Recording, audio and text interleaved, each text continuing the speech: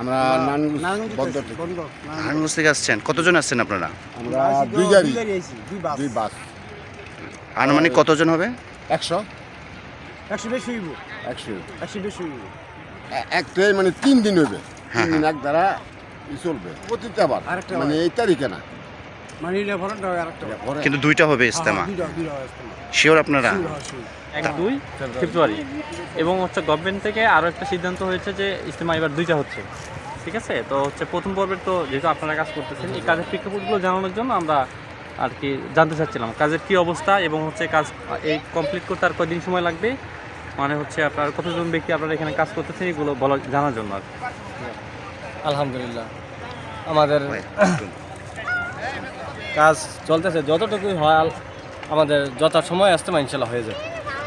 আর ওনাদের বিষয়টা আসলে এটা প্রশাসন সিদ্ধান্ত নেবে, আমরা এটা কিছুই বলতে পারবো না, কারণ আমরা যেহেতু প্রশাসনের উপরে বর্তমান যিনি রানিং সরকার আছে ওনারা যে সিদ্ধান্ত নেয় এটা আমরা মেনে নিতেছি। হ্যাঁ, এই ব্যাপারে আমাদের কোনো ইয়া নেই।